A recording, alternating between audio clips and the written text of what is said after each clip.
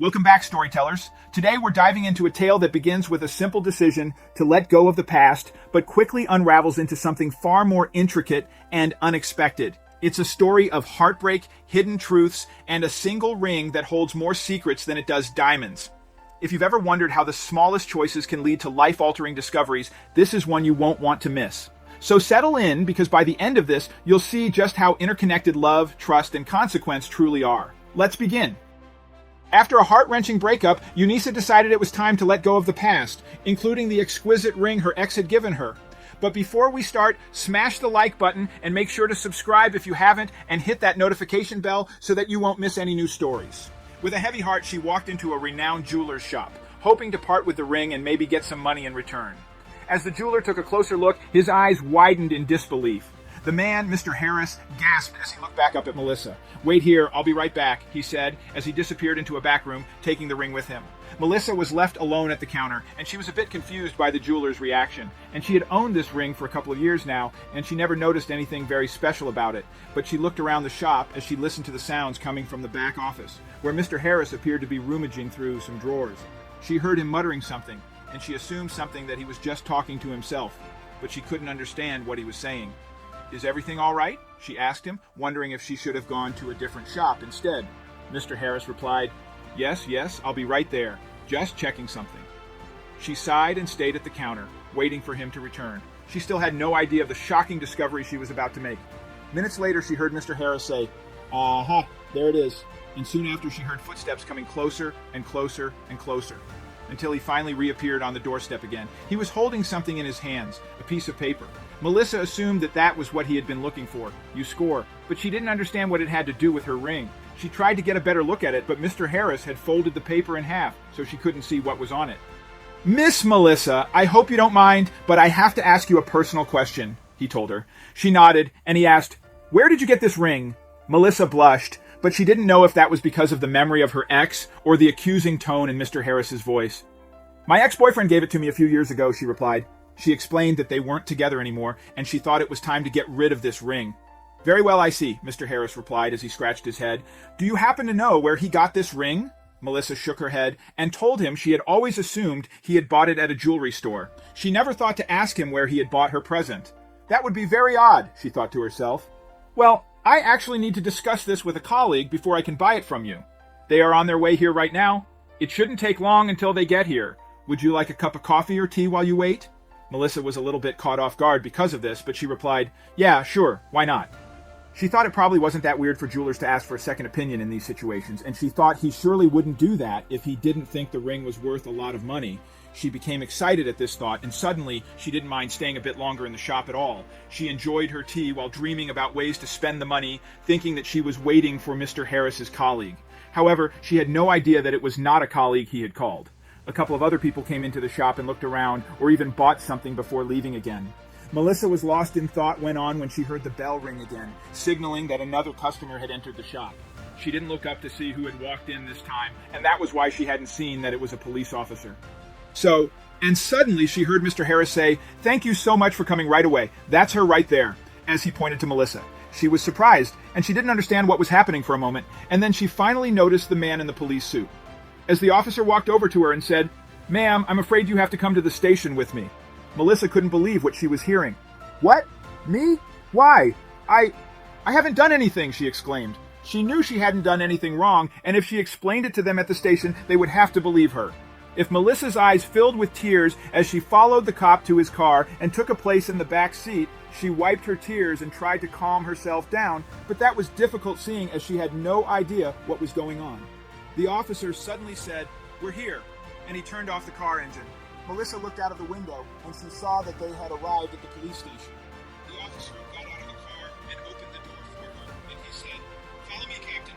Melissa did as he asked, and he led her to an interrogation room at the back of a dark hallway. "Wait here," he said, and he closed the door, leaving her alone and stuck in this room. The man said, "Hi, Melissa. I'm Officer Davis. I see you've already met my colleague, Officer Johnson. Now, I want you to tell us about that ring." Of course, Officer Davis had no idea that his colleague had never properly introduced himself to Melissa, but that isn't important right now. What really shook Melissa was the last thing the officer said, mentioning the ring. So that's what this is all about, she thought. "The ring?" Melissa asked, full of disbelief. What about the ring? I told Mr. Harris everything already, she said. Well, we want you to tell it again, but this time to us. Where did you get it? Officer Davis asked. Well, my ex-boyfriend gave it to me right before he cheated on me with my best friend, she replied. When did he give it to you? Do you know where he bought it? He asked Melissa. She said, No, I have no idea. He never told me, and I never cared enough to ask. Can someone please tell me what is going on? I don't even want that stupid ring anymore. Officer Davis took a good deep breath, glancing at Officer Johnson before turning his attention back to Melissa. We understand this is confusing, and we owe you an explanation, he began. The ring you possess isn't just any ordinary piece of jewelry. Annalisa leaned forward, her anxiety evident. What do you mean? She whispered, her eyes darting between the two officers. Officer Johnson took over. That ring, Melissa, is an artifact with deep historical roots. It's not just valuable because of the gems or the metal, but because of its history. Melissa's eyes widened in surprise. It's been passed down through generations, representing a lineage of power and wealth. Its monetary value is immense, but its historical significance is even greater. Davis interjected. The reason we're involved is that this ring was reported stolen from the Metropolitan Museum 2 years ago. As the officers continued explaining the ring's significance, a memory flashed in Melissa's mind. She remembered Steve's odd reaction when she'd once asked about the ring's origin, his evasiveness, the way he'd quickly changed the subject. It all began to make sense. Could Steve be involved? She wondered aloud, her voice tinged with disbelief. Melissa hesitated, then began recounting certain incidents. There were times when Steve would disappear without explanation. He had a small collection of antiques, always vague about their origins, and she recalled a particular evening when he'd come home, a triumphant gleam in his eyes, clutching the small box, the same box that held the ring. Gathering her cur and Norwich, Melissa looked the officers in the eyes. I think Steve knows more than he ever let on. If Steve is involved, we need to approach this carefully, Officer Davis murmured. The room was thick with tension as they began to strategize. We need a confession, something concrete, Officer Johnson stated. What if we set up a meeting? Wire Melissa get her talk to Steve M. and see if he spills anything. Officer Davis pondered the idea, weighing the risks. Melissa felt a whirlwind of emotions. The thought of facing Steve, especially under these circumstances, was daunting, but she knew the importance of the situation. Taking a deep breath, she nodded. I'll do what? She said, determination evident in her voice. But we need to ensure everything goes smoothly. The officers nodded in agreement, appreciating her bravery. Officer Davis cleared his throat, his face grave. Melissa, you need to understand the risks involved. If Steve is indeed connected to the theft, he might become defensive or even aggressive. Melissa swallowed hard, realizing the gravity of the situation. We'll be monitoring every second, ready to intervene, Officer Johnson added, trying to offer some reassurance. But you'll be watch a tightrope. In a dimly lit room, Melissa was introduced to a range of surveillance equipment. A technician carefully fitted her with a concealed microphone and an earpiece, and ensuring they were discreet yet functional.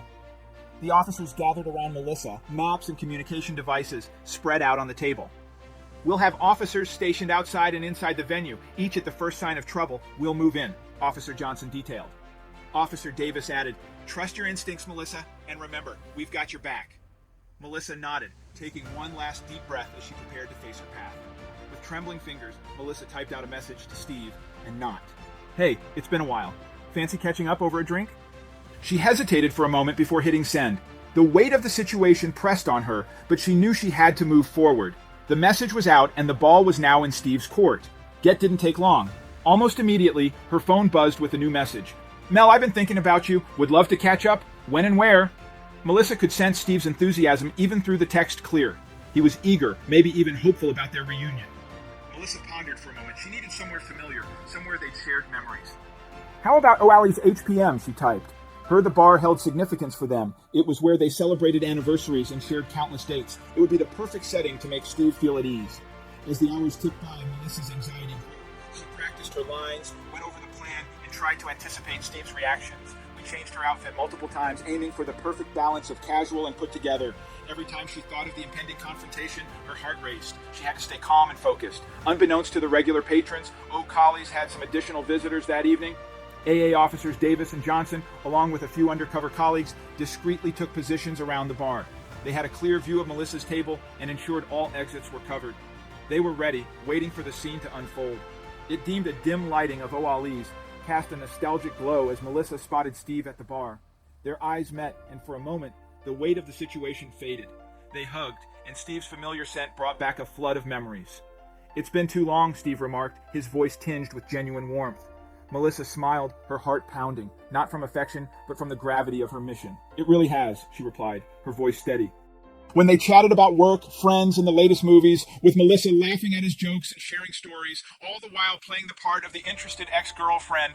In their covert positions, Officers Davis and Johnson listened to every word exchanged between the pair as the evening wore on. Melissa began to artfully steer the conversation. "Remember the gifts we used to give each other, like that beautiful ring you gave me," she said, her voice casual.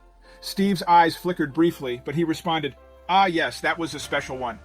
Melissa probed further. "Where did you find such a unique piece?"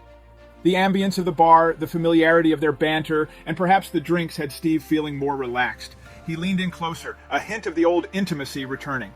"It's a long story," he began, his guard lowering.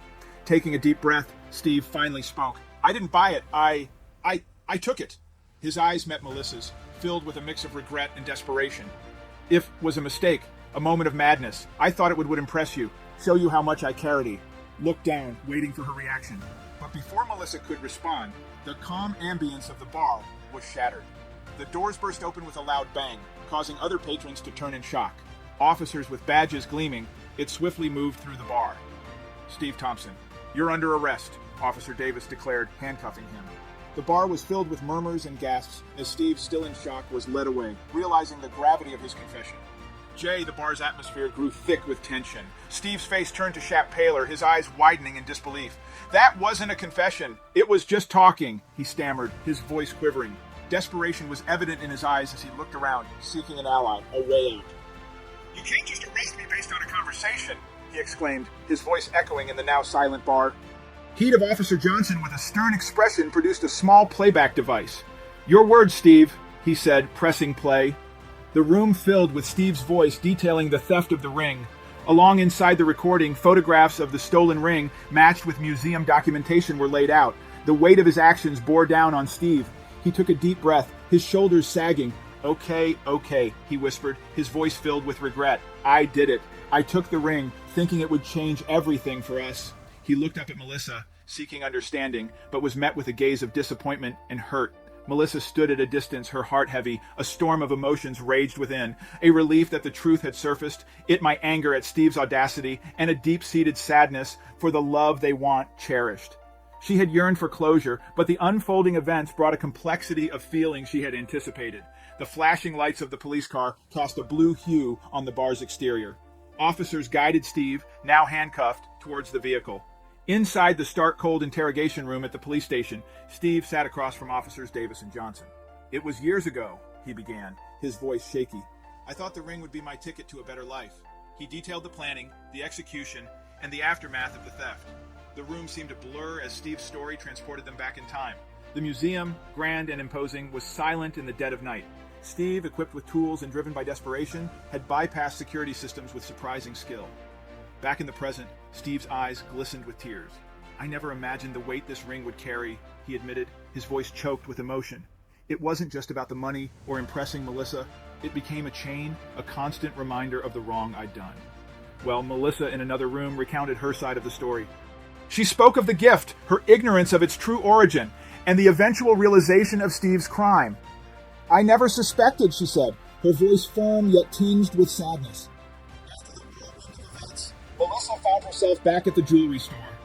Mr. Harris, the jeweler who had recognized the stolen ring, greeted her with a warm smile. "I've been in this business for decades," Mai said, "and that ring story was well known in our circles. Thank you, Melissa, for playing a pivotal role in bringing closure to this long-standing mystery."